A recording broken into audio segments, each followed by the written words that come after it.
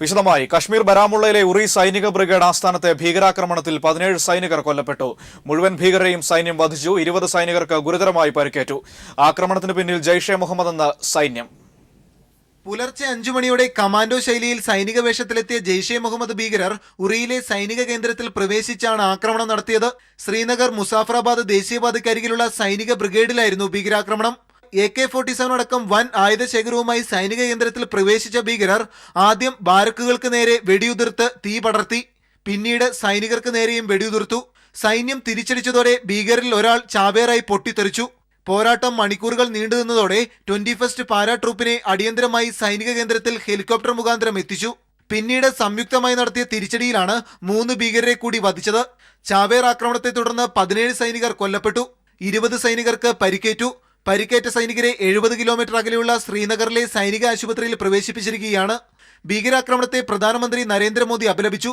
ഭീകരാക്രമണം ഭീരുത്വമാണെന്നും ആക്രമണം നടത്തിയവരെ ശിക്ഷിക്കാതെ വിടില്ലെന്നും നരേന്ദ്രമോദി ട്വിറ്ററിൽ കുറിച്ചു. വിദേശ സന്ദർശനം റദ്ദാക്കി കേന്ദ്ര ആഭ്യന്തരമന്ത്രി കേന്ദ്ര ആഭ്യന്തര സെക്രട്ടറിയുടെ നേതൃത്വത്തിൽ ഉന്നതതല യോഗം ദില്ലിയിൽ ചേർന്നു. 2014 ശേഷം കാശ്മീരിലുണ്ടാകുന്ന ഏറ്റവും വലിയ ഭീകരാക്രമണമാണിത്. പത്താൻകോട്ടിന് ശേഷമുള്ള ഏറ്റവും വലിയ സുരക്ഷാ വീഴ്ചയും. തുടർ ആക്രമണത്തിന് സാധ്യതയുണ്ടെന്ന് രഹസ്യാന്വേഷണ വിഭാഗം മുന്നറിയിപ്പ് നൽകി. മുന്നറിയിപ്പിന്റെ പശ്ചാത്തലത്തിൽ വിമാനത്താവളങ്ങൾ, റെയിൽവേ, മെട്രോ സ്റ്റേഷനുകൾ, തിരക്കേറിയ സ്ഥലങ്ങൾ എന്നിവിടങ്ങളിൽ സുരക്ഷ കർശനമാക്കി. News bureau, Delhi. സൗമ്യ വധക്കേസിൽ സർക്കാരിന് വേണ്ടി അറ്റോർണി ജനറൽ ഹാജരാകുമെന്ന് നിയമമന്ത്രി AK ബാലൻ. റിവ്യൂ ഹർജി ഈ ആഴ്ച തന്നെ നൽകും. അറ്റോർണി ജനറൽ തുറന്ന കോടതിയിൽ വാദം നടത്തുമെന്നും നിയമമന്ത്രി. UDF സർക്കാർ നിയമിച്ച പ്രോസിക്യൂട്ടർ തുടരുകയാണ് ചെയ്തതെന്നും ഉമ്മൻചാണ്ടിയുടേത് തരം താണ രാഷ്ട്രീയ കളിയെന്നും AK ബാലൻ ദില്ലിയിൽ പറഞ്ഞു. സൗമ്യ വധക്കേസിൽ ഗോവിന്ദചാമിയെ കൊലക്കുറ്റത്തിൽ നിന്ന് ഒഴിവാക്കിയുള്ള സുപ്രീം കോടതി വിധി പുനഃപരിശോധിക്കണമെന്നാവശ്യപ്പെട്ടുള്ള റിവ്യൂ ഹർജി ഈ ആഴ്ച തന്നെ നൽകാൻ സംസ്ഥാന സർക്കാർ തീരുമാനിച്ചു. തുറന്ന കോടതിയിൽ വാദം കേൾക്കണമെന്നും അപേക്ഷ നൽകും. സംസ്ഥാന സർക്കാരിന് വേണ്ടി അറ്റോർണി ജനറൽ മുകുൾ റോത്തഗി തന്നെ ഹാജരാകും. അറ്റോർണി ജനറലുമായി നടത്തിയ ചർച്ചയ്ക്ക് ശേഷം നിയമമന്ത്രി AK ബാലൻ തന്നെയാണ് ദില്ലിയിൽ ഇക്കാര്യം പറഞ്ഞത്. സൗമ്യ വധക്കേസ് വീണ്ടും തുറന്ന കോടതിയിൽ വാദം കേൾക്കണമെന്നാവശ്യപ്പെട്ട് കേരള സർക്കാർ സുപ്രീം കോടതിയിൽ റിവ്യൂ ഹർജി ഫയൽ ചെയ്യും. സർക്കാരിൻ്റെ ഈ ആവശ്യമുന്നയിച്ച് അറ്റോർണി ജനറൽ തുറന്ന കോടതിയിൽ പ്രത്യേക പരാമർശം നടത്തും. മുഖ്യമന്ത്രി പിണറായി വിജയനും ടെലിഫോണിലൂടെ അറ്റോർണി ജനറലുമായി ചർച്ച നടത്തിയിരുന്നു. പുതിയ തെളിവുകളൊന്നും സുപ്രീം കോടതി മുമ്പാകെ സർക്കാർ ഹാജരാക്കില്ല. എന്നാൽ കൊലക്കുറ്റം ചുമത്താവുന്ന നിലവിൽ നിലനിൽക്കുന്ന കാര്യങ്ങൾ വീണ്ടും വസ്തുതാപരമായി ചൂണ്ടിക്കാട്ടും. സെഷൻസ് കോടതിയും അതുപോലെ തന്നെ ഹൈക്കോടതിയും കൺകറന്റായി കണ്ട കാര്യങ്ങളിലെല്ലാം 302 ഒഴികെ ബാക്കിയുള്ളതെല്ലാം തെളിഞ്ഞതാണ്. ഈ 302 നിലനിൽക്കും എന്നുള്ളതാണ് ഗവൺമെന്റിന്റെ അഭിപ്രായം. സാക്ഷിയായിരുന്ന മധ്യവയസ്കനെ കണ്ടെത്താനാകാത്തത് പ്രോസിക്യൂഷന്റെ പരാജയമാണെന്നും UDF വിഷയം തരംതാണ രാഷ്ട്രീയ ആയുധമാക്കി മാറ്റുകയാണെന്നും മന്ത്രി കൂട്ടിച്ചേർത്തു. News bureau, Delhi.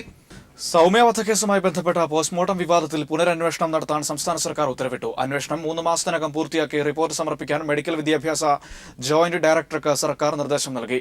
ഫോറൻസിക് വകുപ്പ് മേധാവി ഷെർലി വാസുവാണോ അസോസിയേറ്റ് പ്രൊഫസർ ഡോക്ടർ ഉന്മേഷാണോ പോസ്റ്റ്മോർട്ടം നടത്തിയത് എന്നായിരുന്നു തർക്കം. സംസ്ഥാന സർക്കാരിന്റെ ഓണം വാരാഘോഷത്തിന് സമാപനം. 150-ലേറെ ഫ്ലോട്ടുകൾ അണിനിരുന്ന വർണ്ണാഭമായ ഘോഷയാത്രയോടെയാണ് വാരാഘോഷത്തിന് തിരശ്ശീല വീണത്. ഗവർണർ സദാശിവം ഘോഷയാത്ര ഫ്ളാഗ് ഓഫ് ചെയ്തു.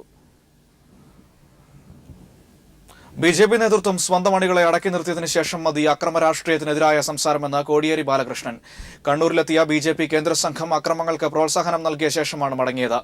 RSS നടത്തുന്ന അക്രമങ്ങളിൽ നിന്ന് ജനശ്രദ്ധ തിരിക്കാനാണ് സന്ദർശനം നടത്തിയതെന്നും കോടിയേരി പറഞ്ഞു.